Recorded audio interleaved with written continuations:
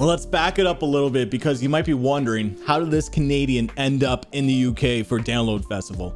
Well, obviously I got the channel, but it was the Metal Roundup, a podcast that I do with Steve OG and Drew Fortune, and we're very fortunate to get accepted to Download Festival as press. I'm still wearing my band. I'm still living the high off it, and unfortunately Drew couldn't make it, but I decided to travel to the UK to meet up with Steve and record my footage in this vlog of all these incredible bands and to witness Sleep Token, Loathe, and countless other bands at Download Festival 2025, which was my very first weekend festival, my second time in the UK. So hope you enjoy my experience, my vlog at Download Festival 2025.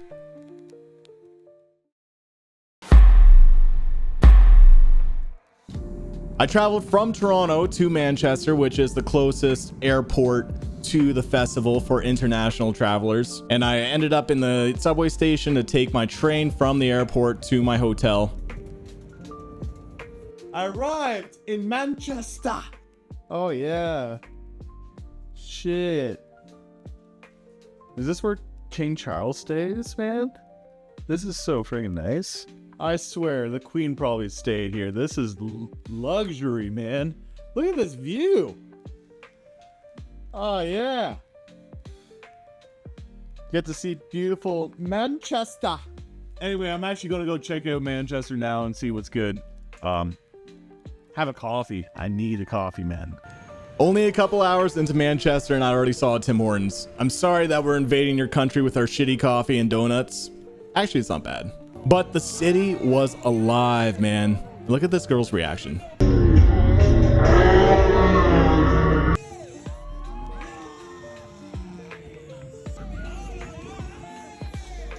Even the homeless were having a good time.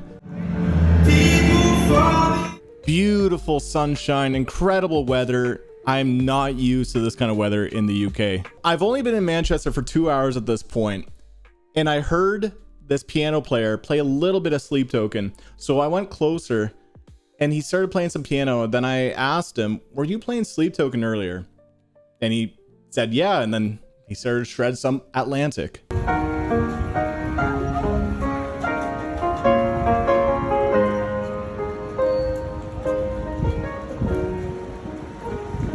The crazy part is that he recognized me from my YouTube videos as well. Just only 2 hours in, and just realizing how small this world is, because I cover metalcore and progressive metal. It's not the most popular thing, so it still kind of blows my mind to go to a different country and get recognized, especially on these side streets of Manchester.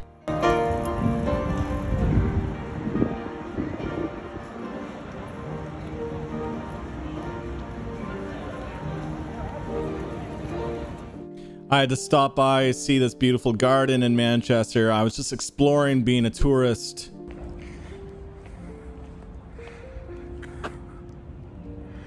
Only a couple hours into Manchester and I already found Vessel. I found a Tim Hortons. I'm sorry our country is invading your country with some shitty coffee. I got interviewed by some TikTok influencers and stuff. I'm seeing all these performances and I had a good cup of coffee too. I'm impressed. I'm impressed, Manchester.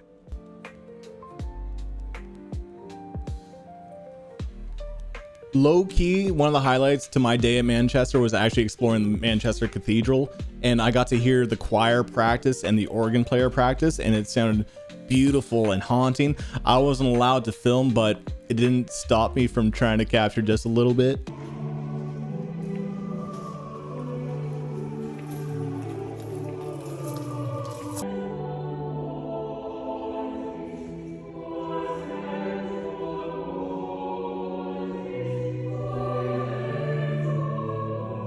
I went to the Wellington pub, which is one of the oldest spots in the city. I got myself a meat pie, which was delicious. And then I had their beer, which honestly kind of tasted like piss, to be honest. It was also pretty expensive, but it's the experience that matters, right? Then I had to get better beer over here at the Brew Dog. It's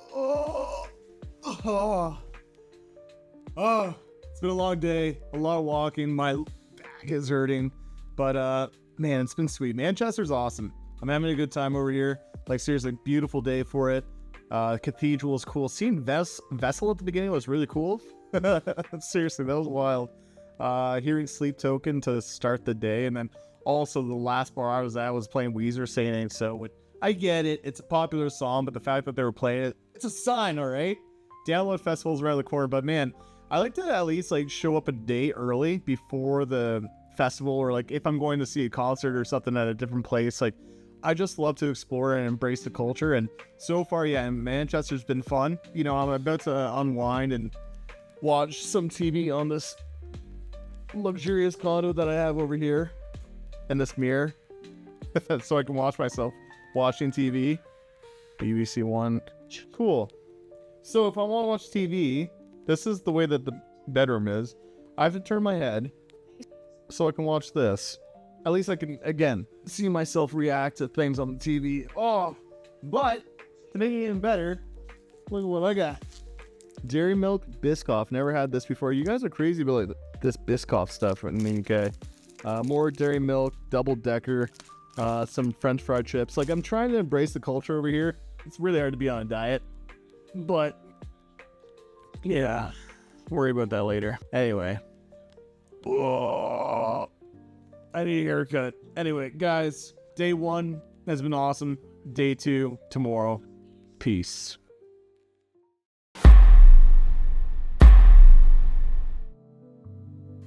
Waking up feeling jet lagged, but fortunately I had a great cup of coffee and probably my favorite meal, which was this English breakfast. Rowan Trees Cafe, highly recommend.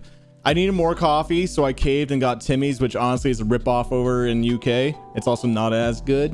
And when I say not as good, maybe I mean it's actually worse. Then I had to make it to Derby, which is 30 minutes away from the festival. So I took the train, got to see a little bit of the countryside, which honestly looked beautiful. I thought I was on the Harry Potter set over here, but I wasn't, but I had to take a video. But I decided when I actually landed in Derby, I went to go visit this park and it was just beautiful and peaceful. Felt like I was on an episode of Midsummer Murders. I had this really good smash burger as well. All right, I made it to hotel number 2. This is in the town of Derby. Derby. I'm probably still saying it wrong, but look how tiny this place is. I might as well have just done the whole camping thing. Look at this bathroom. It's a bathroom for ants. Seriously though, this is probably better than sleeping on the ground. So yeah, and then let's see my view. That's not bad. Windows are a little dirty. That's not that bad. That's not that bad. Oh, look at the cute little TV. All right, it's time to go to Download Festival, meet up with Steve, see the Scratch perform a earlier set. Listen to the Scratch, they're sweet. Daddy!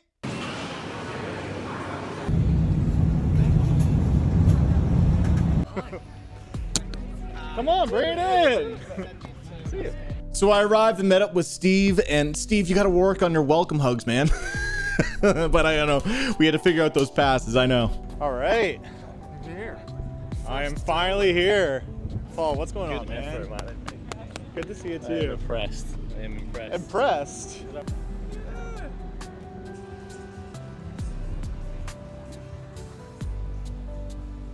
No lie, within 30 minutes of being there, I heard some incredible music and I was racing because it was the Scratch playing, which are still one of the highlights of this entire music festival, was this performance.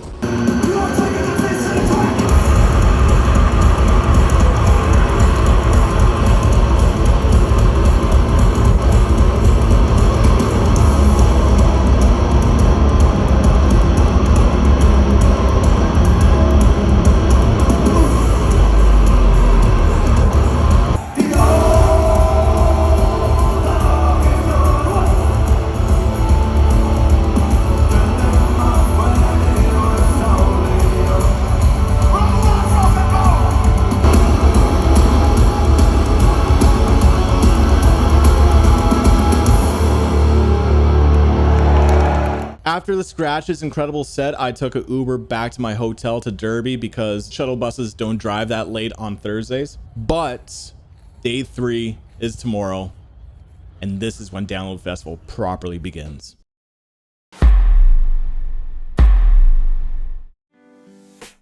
Arriving at Download Festival was another hot, sunny day, and getting to see the tents, the campsites, was kind of mind-blowing as someone who's newbie to weekend festivals, and seeing it almost be like a little city.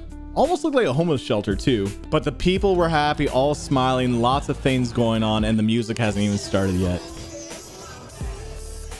Then we ended up actually catching the Scratch again, which again, I can't recommend them enough, especially if you like the idea of Irish Celtic music with metal.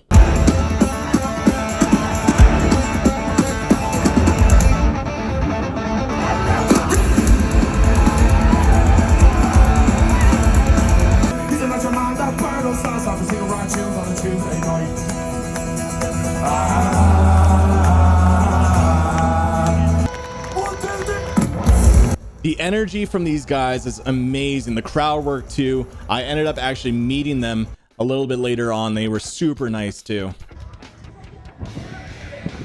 Then I had to catch CKY so I can hear 98 Bitter Things. Tony Hawk's Pro Skater fans, anyone?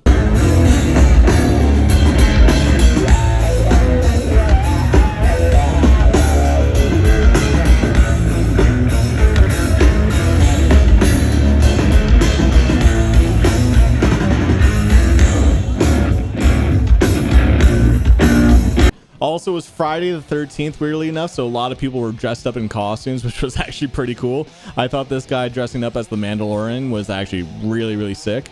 Then it was time to catch Gore's set, which is a band that I really enjoy. They've only had an EP so far, but if you like modern metal, don't sleep on Gore.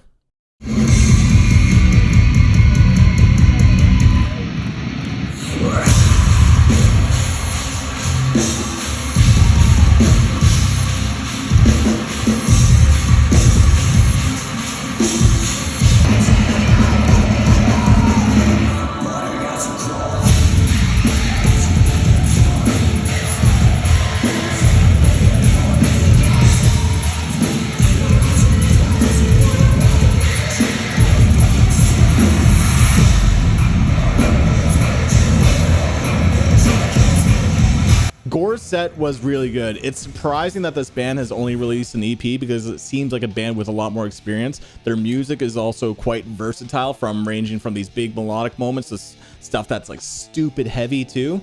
They brought the energy, the crowd loved it. Gore was a great band that you should definitely check out. Afterwards, Steve and I had to go see one of our favorites, which was Northlane.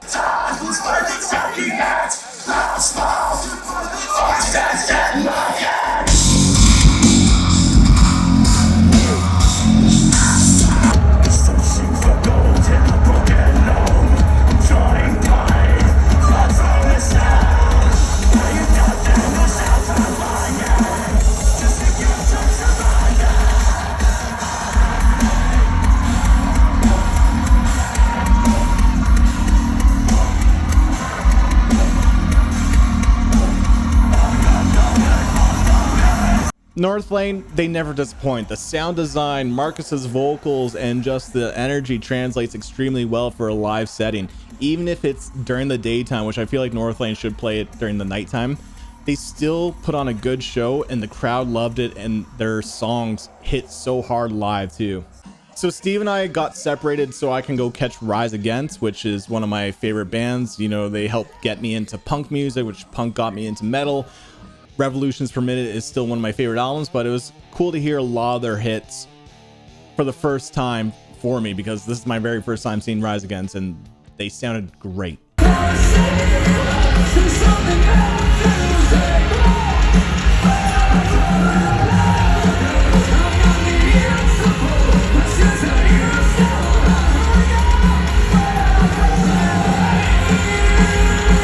So it's time for a little break, so I had these bao buns, which were pretty yummy. Not bad, not bad.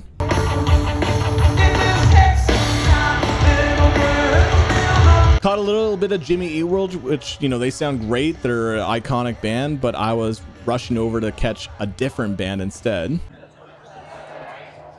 So we have tuned down our guitars for some guitars for like a little bit of a, I don't know. So here we go. It's from the Ghost Reveries record.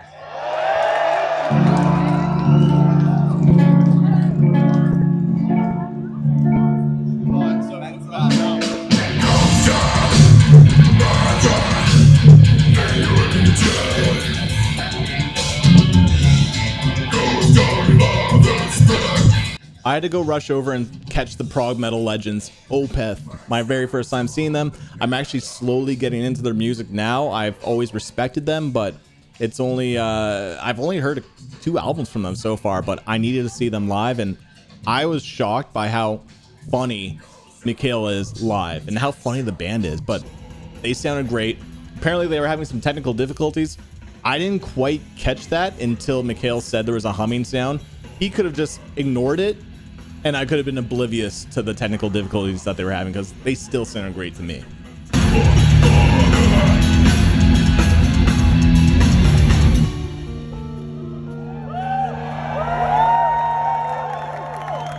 After Opeth, I had to go back to the main stage to catch one of my favorite bands. Even though I've never really listened to their discography, I absolutely love their hits. I had to go catch Weezer, and they were one of the more mellow rock bands to perform, but they still brought such a vibe. Their music is sang by millions of people, where millions of people know the words. So the crowd was singing along, arms around each other, just soaking up the sun, catching this iconic rock band perform, and it was just vibes. It was just great vibes.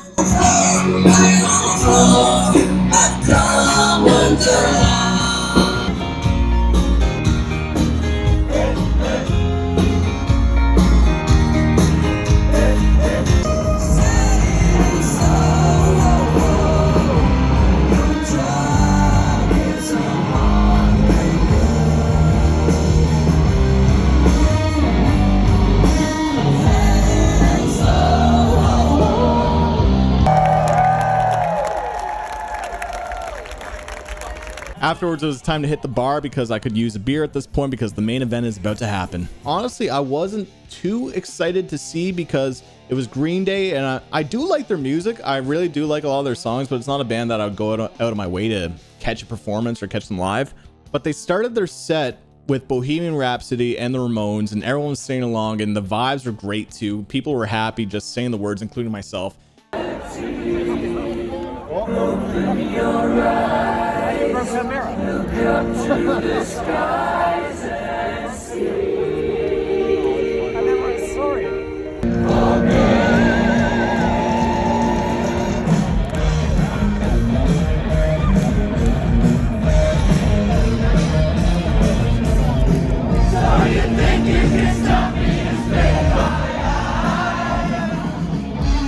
And then when Green Day actually performed with American Idiot,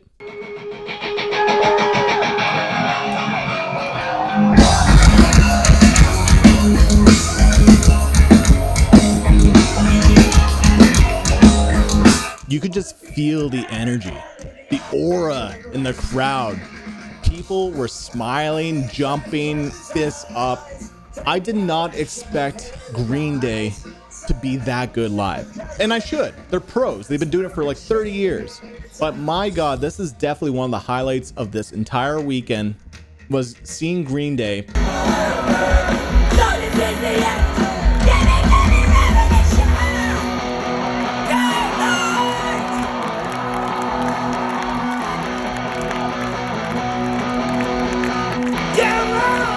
They also performed so many of their old hits too, like stuff from Dookie too, like When I Come Around and Basket Case.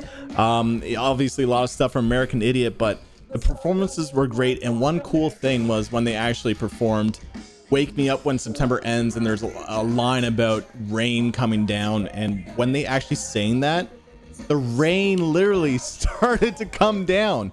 It was perfect. It felt like a once in a lifetime moment for that to happen. And it was just incredible to witness that. Now, one of the highlights for me was Hitching a Ride. I've always liked that song, and they blew it out of the water.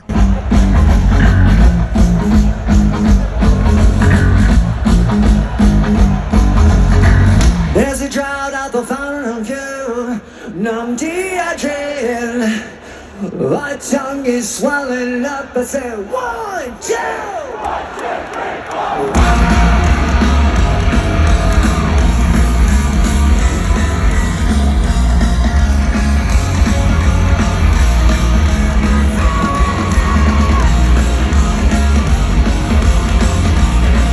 And obviously Green Day, a very political band, brought this blimp balloon that said Bad Year on it. And once it circled around the crowd, once it got to the ending point, it actually opened up and dropped all these balloon bombs. And to top it off, Green Day ended their set with fireworks.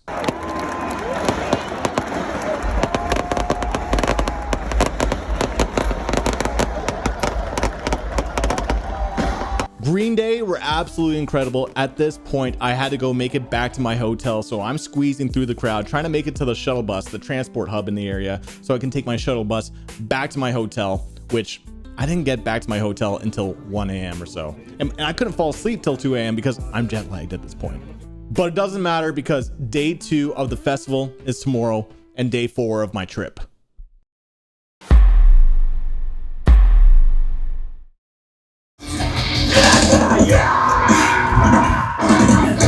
Static Dress started the day at 11 a.m. by bringing screamo breakdowns, and they sounded great. I love this band. I've already seen them live.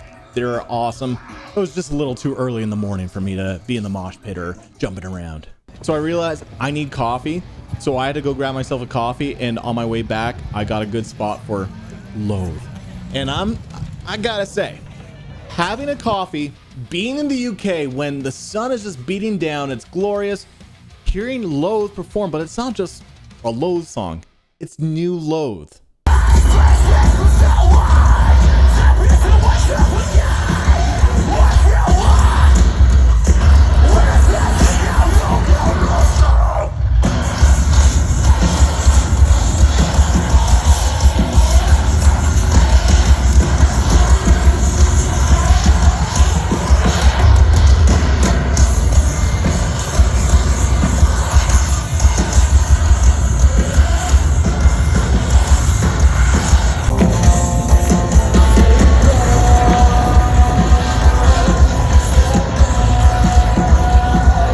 Vibes from this band, man. Loathe actually played a pretty heavy set.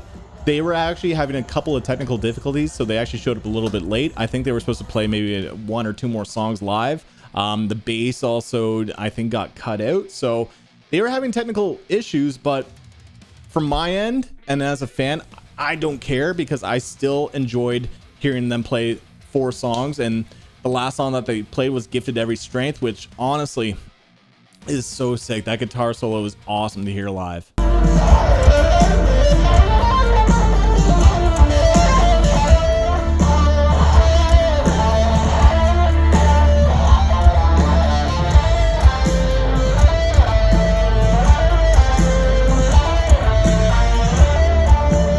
After Loathe's set, I went back to the area where I got my coffee, and I actually bumped into Kadeem France of Loathe. He recognized me because we've met before, and he said, "Oh, dude, I'm so sorry I called you Nick Nocturnal." Because the first time he met me, he thought I was Nick. But Kadeem, if you're seeing this, I don't give a shit, man. But he is cool. He is funny. He is down to earth. Also, his biceps are fucking huge. But yeah, it was cool to actually have a proper conversation with Kadeem, and you could tell the dude was just in a good mood as well. Even if they were having technical difficulties live, judging by my interaction with Kadeem, it didn't even seem like he gave a shit because dude was in a great mood. So at this point, I wanted to go catch a little bit of Kim Dracula's set because I do enjoy some of Kim's music. But I actually managed to catch Hatebreed in the background and this skateboarder on this little ramp just skateboarding, and it felt really hardcore. Then I made it to Kim's set, which I only caught the tail end, but Kim Dracula's music is wild. It's like a mindless self-indulgence, but like more modern metal if you want, and with a little bit of corn and stuff. It's all over the place. I only caught like the last 2 songs, and I was on the side stage, so I didn't get the best view, but Kim's music is wild, and I would like to see it properly, but at least I got to catch a little bit of it.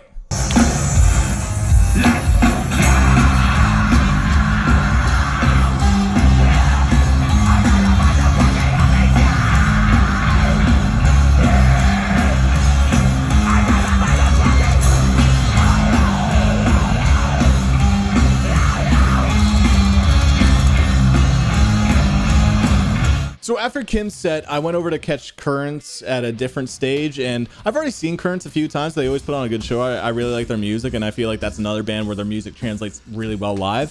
Unfortunately, this time for Kearns, the bass was way too heavy and way too pronounced that any gent guitars or bass would just sound like, and you just hear the odd screaming cut through the mix. So they didn't have the best sound, but they still brought the energy. The crowd really enjoyed them too.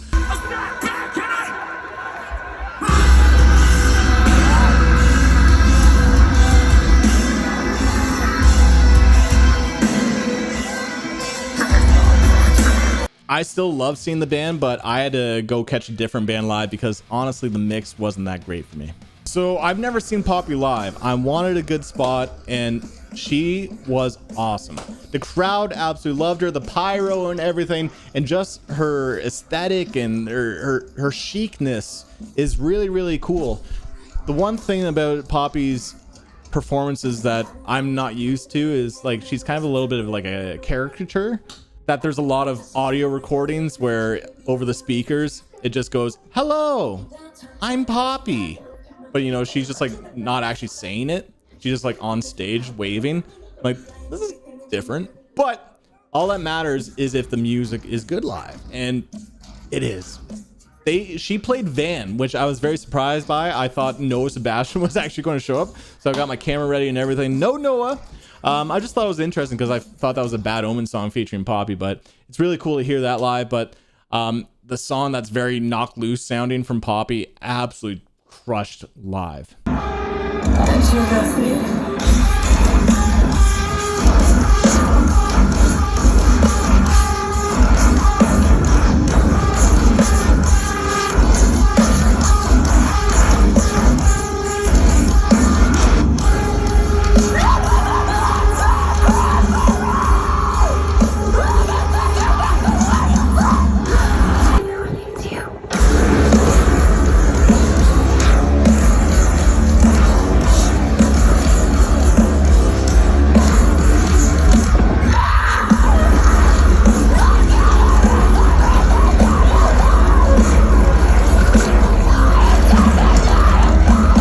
So after Poppy's set, I met up with Steve and we caught Polaris' set, and my God, this is my first time seeing Polaris live and they crushed. Their music translates extremely well for a live setting because they're all about the bounce. They're all about the groove.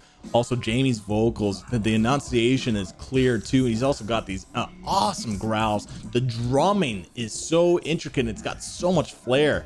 Their music fucking hits live.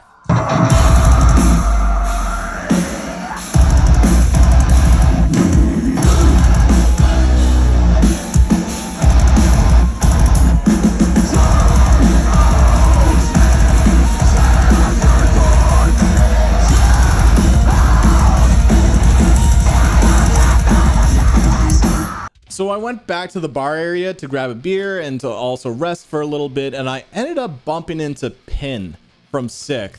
Dude is so incredibly nice and down to earth, and he also influenced my guitar playing too back when I was like 15 years old. And I actually had to ask him because I believe Sikth was the band that started the whole open note to tapping run to open note to tapping run kind of riffage where it goes boom, boom. So I asked him that, and he said like, yeah, we might have been the ones to start that. And it's really cool to hear confirmation from that.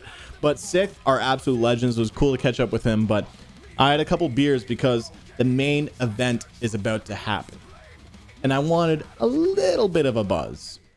So showed up an hour early, or an hour and a half early, to catch Sleep Token live. Also, Colin dude, if you're watching this, I appreciate the tequila shot because it helped make my Sleep Token experience that much better. The crowd is already filling up. This is already early. Steve and we're excited. I'm sunburnt. I am crispy at this point. And with Sleep Token set, for the first 10 minutes or maybe 5 minutes or so, there's the gust of wind coming through the speakers where it just sounds like...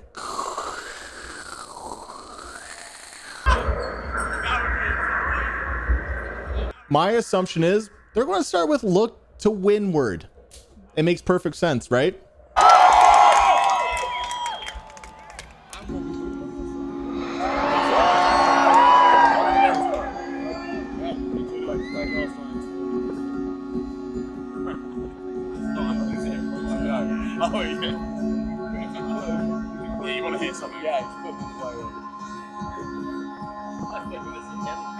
So they had a little bit of a stage malfunction with 2 big curtains. One of them dropped a little early, but when the second one dropped, when Vessel was saying, "Will you halt this eclipse in May?" It's fucking chef's kiss.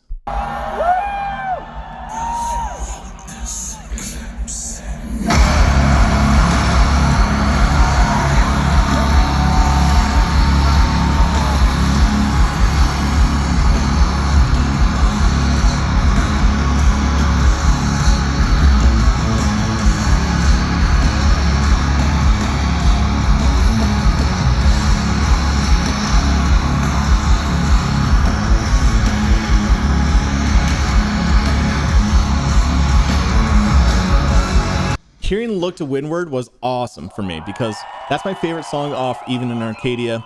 And then next they played Emergence, which is another song that I absolutely love. But hearing the sax player, which wasn't Gabby, it sounded a little bit different, but it still sounded really cool.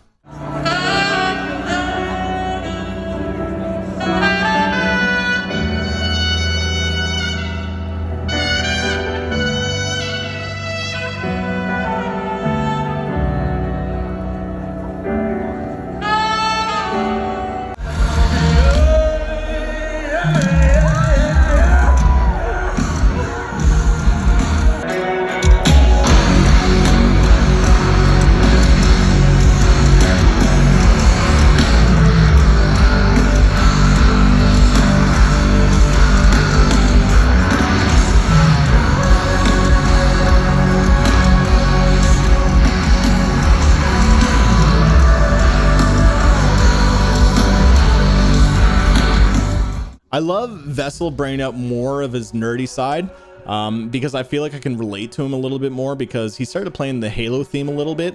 And I know that last year he was playing Nintendo Switch Live, and me being a big gamer, I love those little things that we get to learn about him. So it was actually cool to hear him play a little bit of the theme song before it translates into Rain.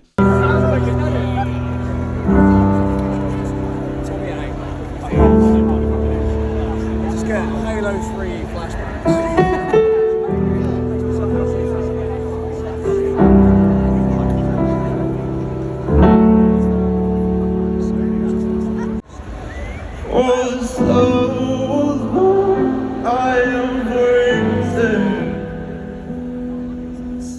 Rain is not my favorite Sleep Token song. I know that's shocking to some people, but man, is it great live.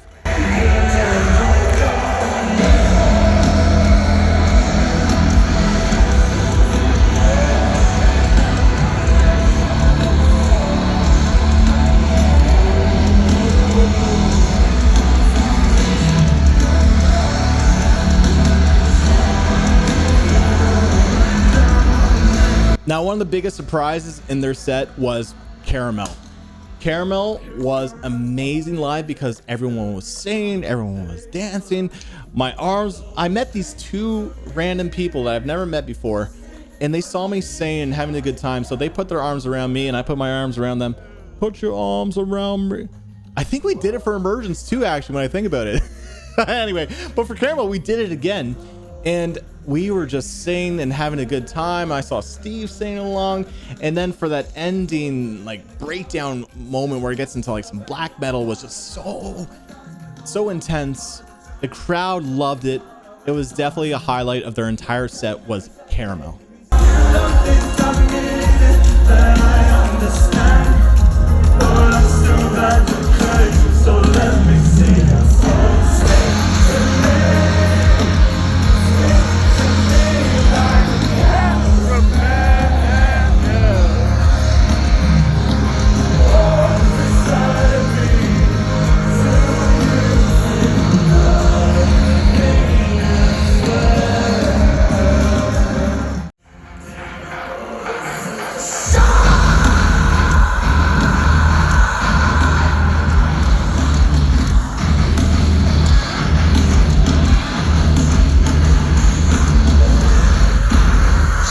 Honestly, dude, The Summoning is one of my favorite songs of all time, and hearing it live, no words.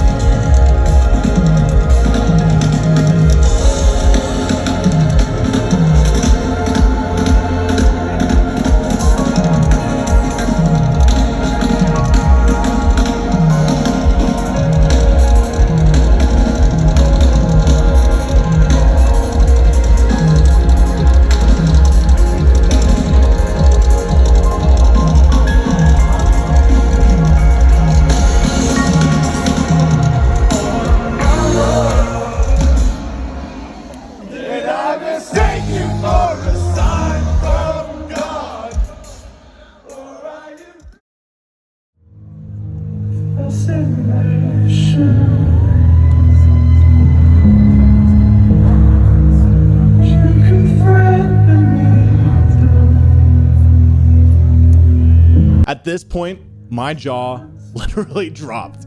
I had to go over to Steve and say, oh my God, this is a deep cut. Sleep Token performed Thread the Needle live.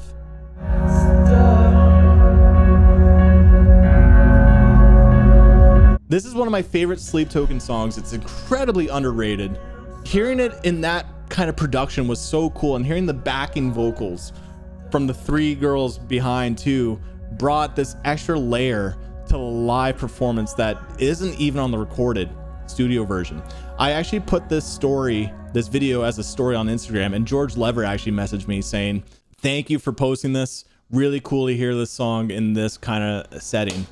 I can only imagine, because that's one of the very first songs that he produced for Sleep Token, and hearing it live when it got dark and moody just set this interesting vibe that appealed to the fans.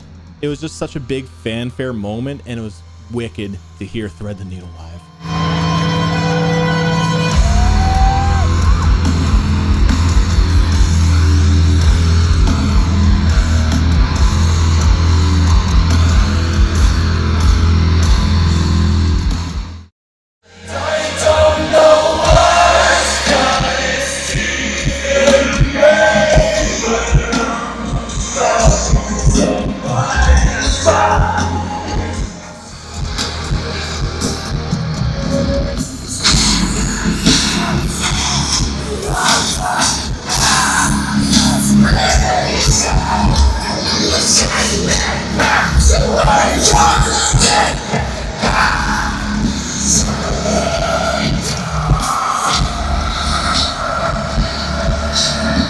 Take Me Back to Eden is such a good closer. It makes perfect sense. At the same time, I was kind of hoping to hear Gethsemane. I was hoping to hear Infinite Baths live. I felt like if they ended their set with Infinite Baths with that huge breakdown, would have been monstrous to hear. But I guess I just have to catch Sleep Token again.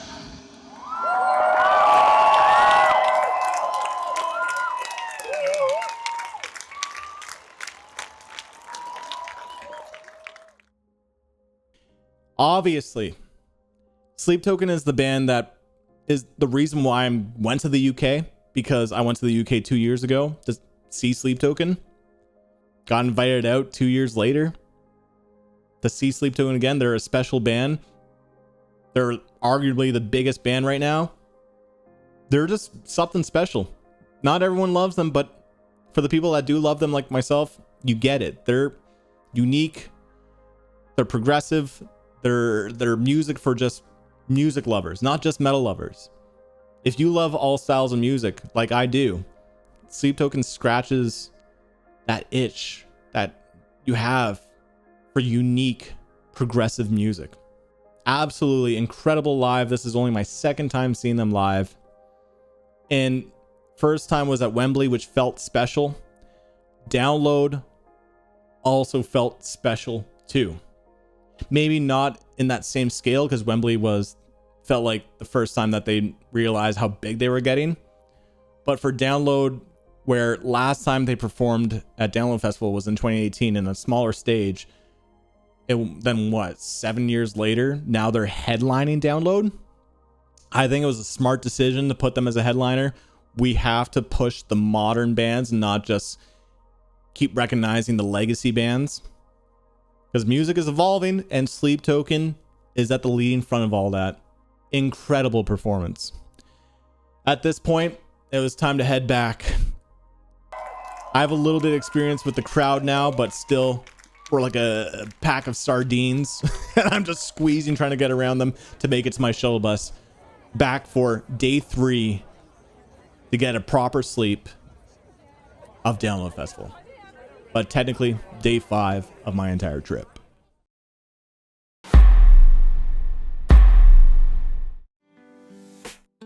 I started the day with a big breakfast because the last day of the festival was packed. I ended up taking the shuttle. Castle Donington looks really nice. Literally so many bands that I want to see on the last day of the festival that I know I'm going to be doing a lot of steps. And at this point, keep in mind, the sun is out for another day. I am sunburnt. I am doing 25,000 steps a day. My lower back is hurting. My feet are aching. I'm jet lagged, but it doesn't matter because this festival was so good at this point that even my body needs some rest. It doesn't matter because I'm just too excited for this festival, and day 3 was just as good as the other 2 days previously. But I did end up showing up to the festival a little bit late because I know that my body needed 8 hours of sleep. So I ended up missing 7 hours after Violet, but I got to see Bleed From Within for a little bit, which these guys are awesome. Check out their album Zenith if you haven't yet already, because it's one of the best albums of the year so far.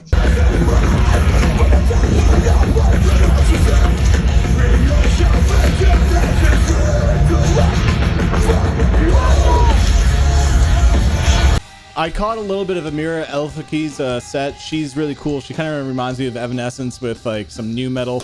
If you're into Evanescence or that kind of style, then really check out Amira, because I feel like she really scratches that itch for people.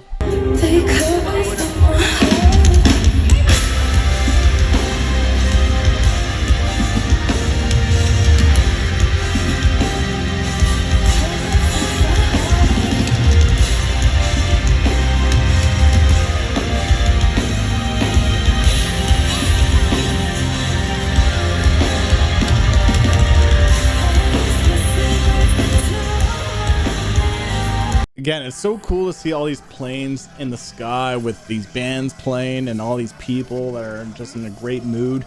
The vibes were awesome. The weather was sunny. Just another great day. So I had to use the porta potty and I saw this message on the wall, and that's what I mean how sweet the people were at this festival. Like even people writing stuff like this and not just like random names or graffiti in the porta potties, and writing actual heartfelt messages, because yeah, you matter. There's always a reason to stick around. I caught a little bit of Nothing More set. These guys are fantastic performers. I do really like a lot of their songs too. Johnny Hawkins sounds so good live too, and they ended their set by like just smashing on the drums and just going all out, and you know, Johnny actually stepping out into the crowd, so it was really cool. I only caught a little bit of their set, but from what I heard, they sounded awesome.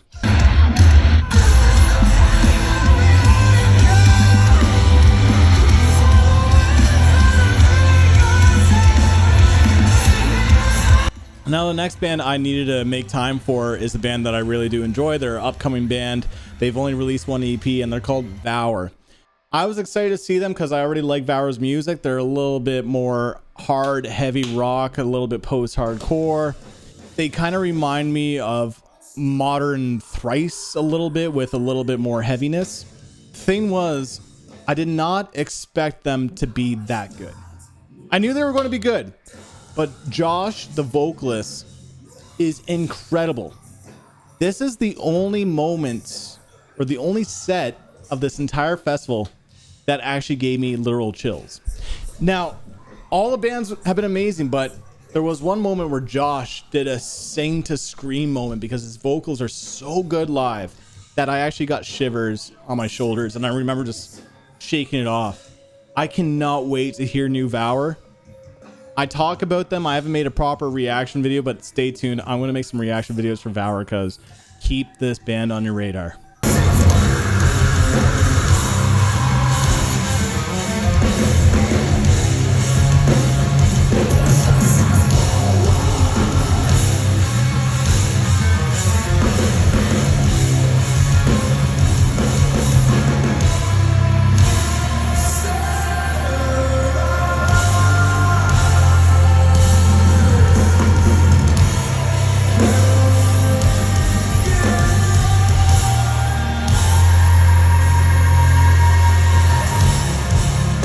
Next up, I needed another coffee, and so I stopped off at this little coffee shop.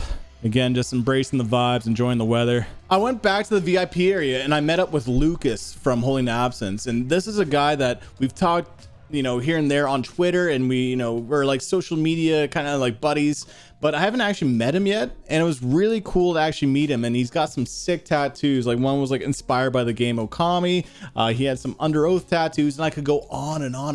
I only talked to him briefly because I had to go film a podcast with Steve OG, And Lucas, if you're watching this, dude, I'd love to chat with you again. If Holding the Absence comes through Toronto, I gotta catch them live, man. Also met up with David from Unprocessed. Dude, you absolutely crushed your set, which I'll show later, but super nice guy, very talented too. Now I had to go catch Ginger live. This is my first time seeing Ginger, and they sounded awesome live. This is one of those bands where I feel like their music translates incredibly well live because the musicianship is incredible. Tatiana's vocals sound identical to how it is recorded too. Just a truly awesome band that is technical, heavy, and puts on a great show at a festival.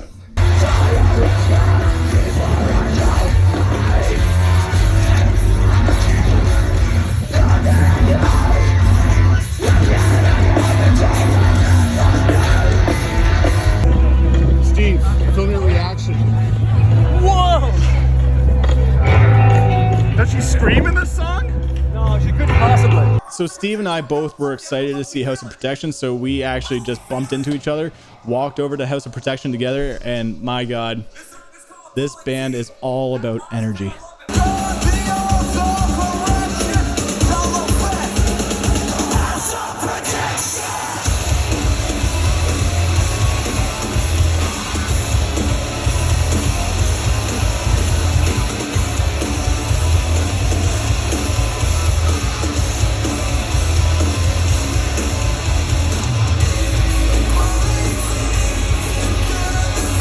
That circle pit was calling to me that I had to go in.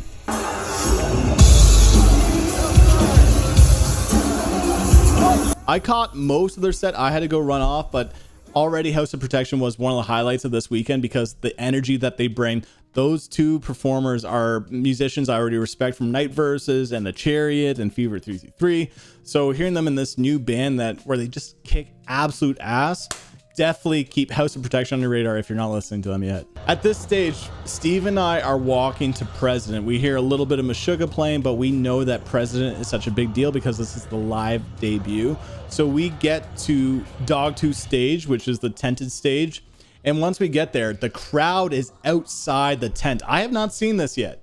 I haven't seen this many people at this stage yet. So I busted out my camera. Not too many people have DSLR cameras at this event, but I needed to get good footage because this is such a big deal. So I squeezed in with Steve where we got into a pretty good spot and we're able to capture President and the live debut.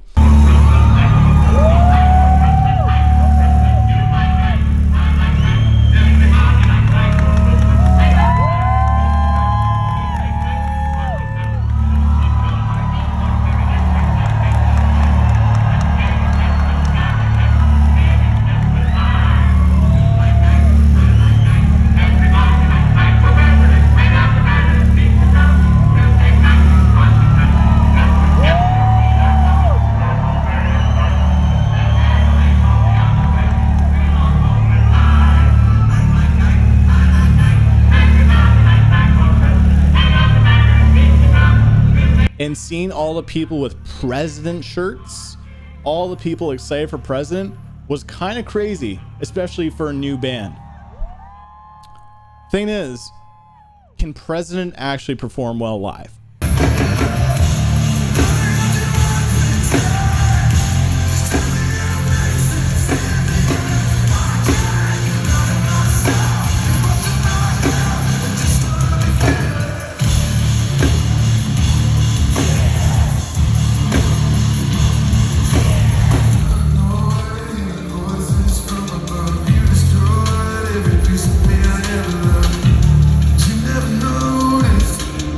President sounded great live. Great vocals.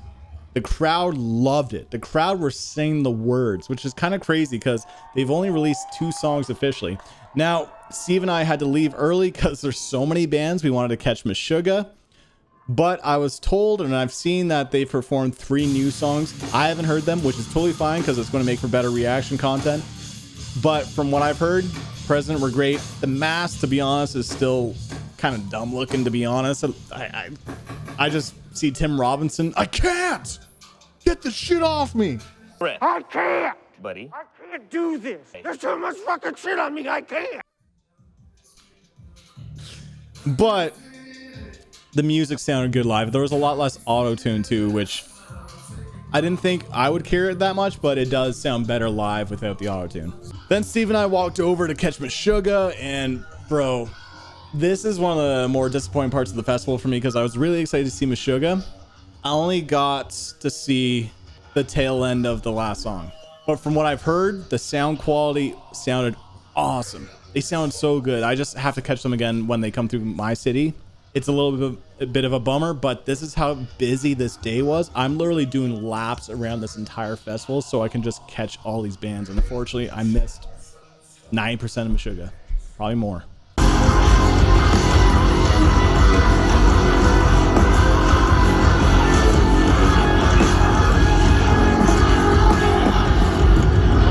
But after Meshuggah was a band that I'm very excited to see.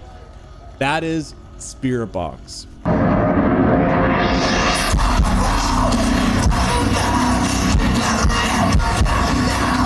If you know the channel, you know how much I love this band. So got a good spot. Now I told Steve's buddies who I was there with that watch my bag, because when Holy Roller comes on, I'm going to that pit. And yeah, Holy Roller came on and that pit was crazy.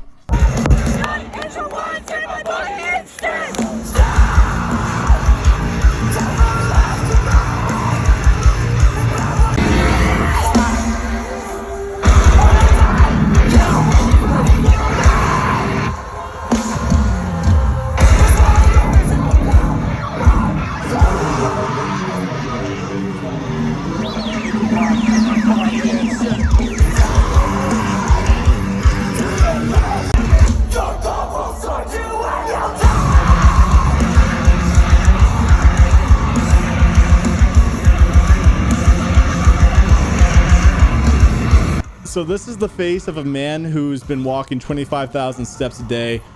Lower back is in pain, feet are aching, and I just came back from a mosh pit, but it's all been worth it. It's all been absolutely worth it. Now I had to go back to the Dogtooth stage to catch my buddies at Unprocessed play. And what was cool was that on my way there, all I could hear from outside the tent, because I'm still walking there, was bum bum. Bum bum. The introduction to Hell, and it sounds so beefy. That same unique guitar tone that you know from Unprocessed. I managed to get in there and caught some sick breakdowns. These guys are awesome. Technical, heavy, but also like really pretty music at the same time and progressive. Yeah, Unprocessed, they crushed.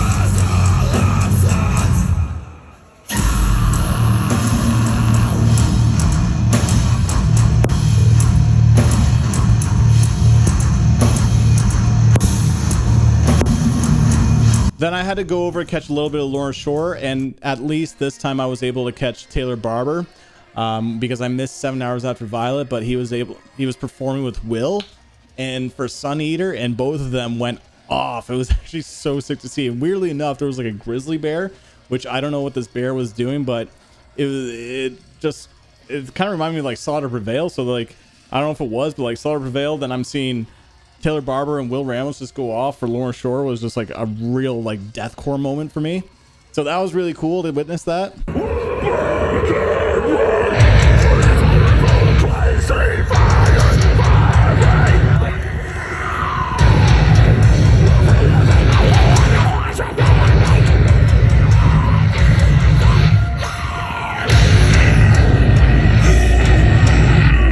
And I ended up catching up with Taylor. Dude is a homie. I've had him on my podcast. I really like talking to him. He's just super chill and like easygoing. Then I had to go catch Bullet for my Valentine. This is the first time I've ever seen this band live. They're one of the bands that got me into metalcore. Hand of Blood was a song that I discovered when I was like 13, 14 or something. And then going to their performance with iconic UK metal band with all these UK fans, and then us belting out the words "The Tears Don't Fall." It's what I was hoping to capture, and actually experiencing that was so cool, where everyone is just saying the chorus "The Tears Don't Fall," including myself. What awesome banger live, man.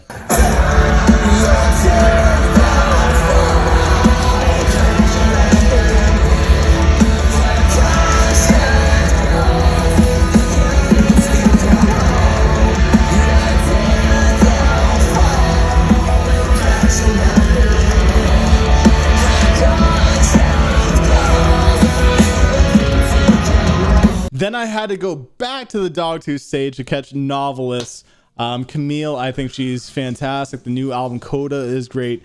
It sounded pretty good. A little bit, the mix was a little bit off. It was hard to hear Camille, but when she was cutting through the mix, she sounded awesome. The energy was there. Also, the solos were really cutting through the mix too. The crowd was loving it, including myself. But yeah, the mix was a little like iffy, but it was still really cool to capture Novelists and get to see them live, because I've never seen them live before.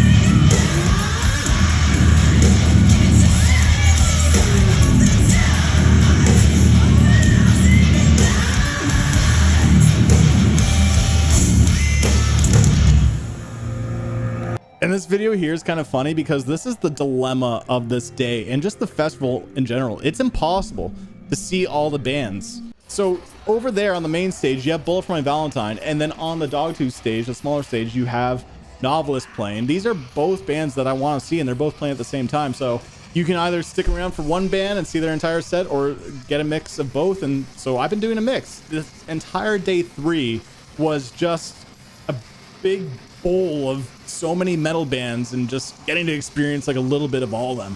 And yeah, I had to go catch Fit for Autopsy, bro, and they sounded so good.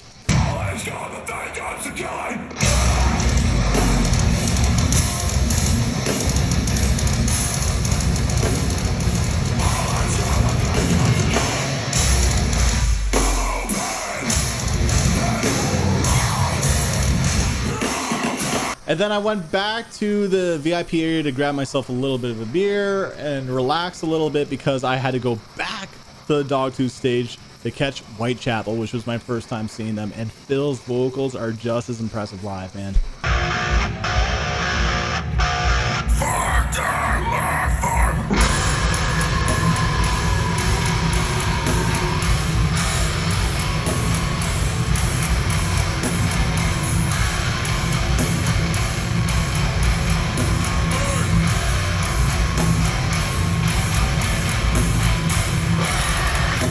During this entire time at the festival, I've been actually talking to Mike Strainer of Spiritbox, because he realized I was at Download Festival, and then eventually we tried linking up together. So we did the final day in the evening, met up at the VIP area, got to talk a little bit, and then we were both talking about the next band that we want to see live, which is Sikth.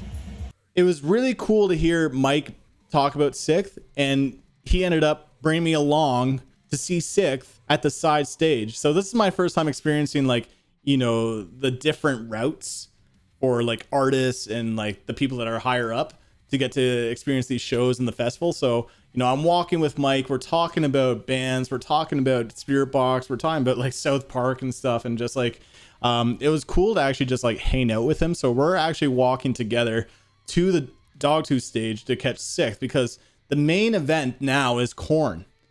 I've already seen Korn live, and that's actually because of Mike. He invited me to the Spiritbox tour where they were opening for Gojira and Korn, and I got to see Korn live. And you know, Mike said he's already seen Korn live like 50 times at this point. So we both wanted to see Sikth, and I did not know how influenced he was by Sikth, which is really cool to hear and validating, which because it makes me realize, oh, this is why I love Spiritbox's music, because Sikth is one of my favorite bands, and hearing him be influenced by the Sikth guitar players was really cool. So we actually go to side stage. Now this was definitely one of the highlights. Hanging out side stage to see these UK prog metal legends Sikth, hanging out side stage with Mike from Spiritbox, headbanging and just nerding out to a band that we both love, was just such a cool moment.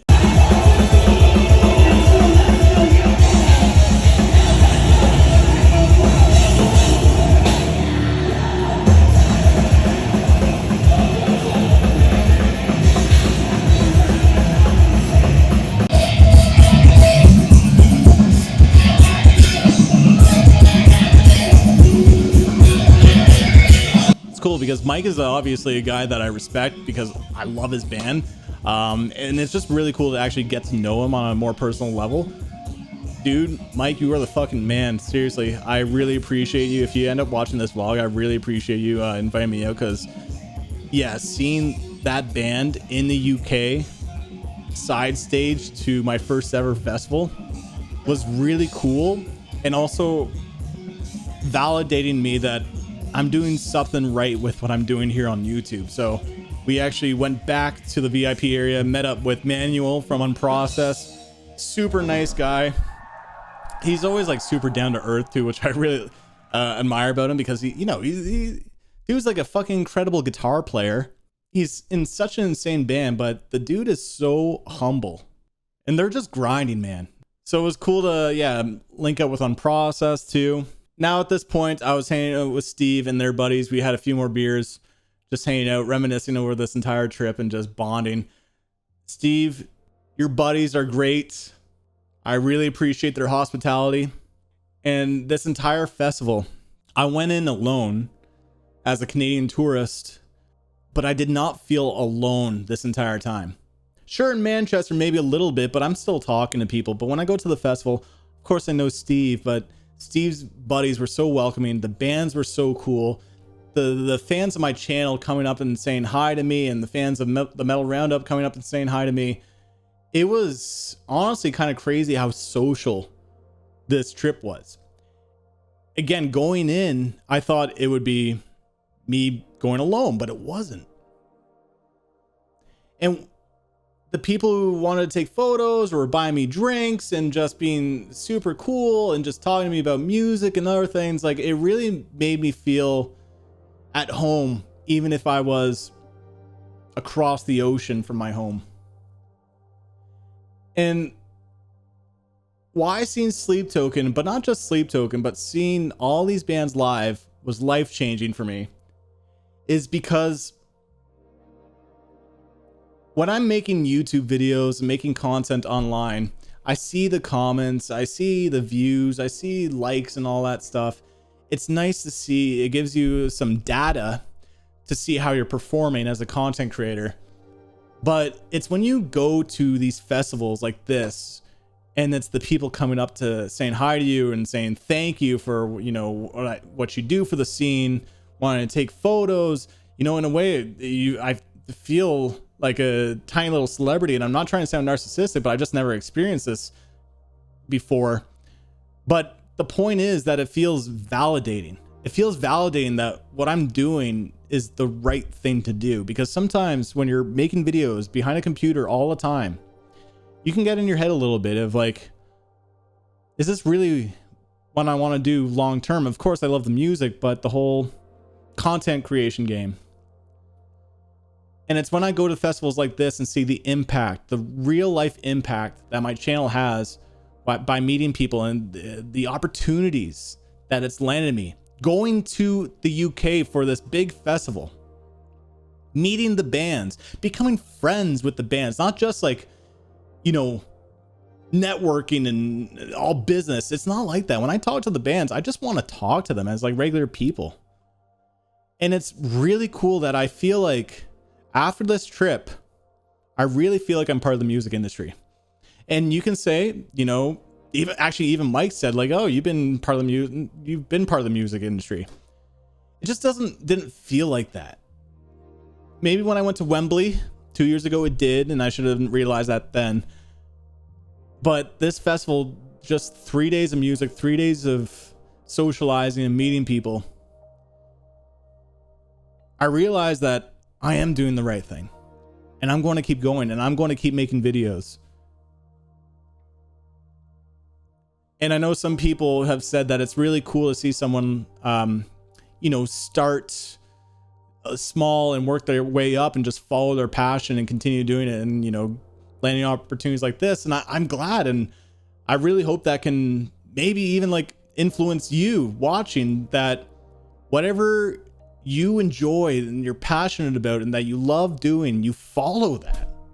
Because when I first started this channel, I did not think, you know, oh, I'm going to make money doing this. No, I just wanted to talk about music. I have so many opinions and love for music, but I had no one in my real life to talk to about it because it's such a niche genre that I made videos. And I kept making videos and videos, and I was able at some point, like 2 years later on, to actually monetize it. And then it's got to a point where it's just grown into this whole thing.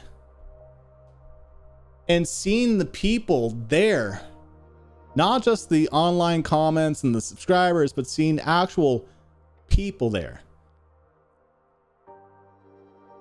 just makes me realize I'm doing the right thing. And I thank you guys for watching.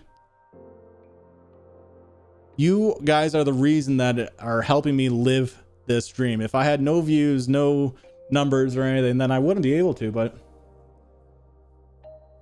you guys are buying me drinks. I should buy you drinks.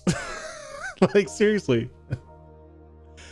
But yeah, it's getting a little mushy, but that's what I mean by saying this experience was life-changing. It really feels like a stepping stone for what's to come. And I feel like I'm definitely part of the music industry.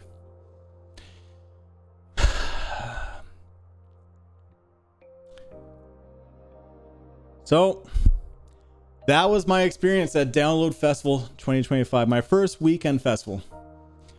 At this point, I'm still roasted. I'm still a little bit jet lagged.